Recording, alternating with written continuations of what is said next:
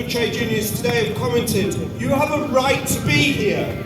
Nobody should be able to tell you that you do not have a right to raise your voices for Palestine. This is not about hate. This is about love. This is about creating the conditions for peace. You've got a right to be here.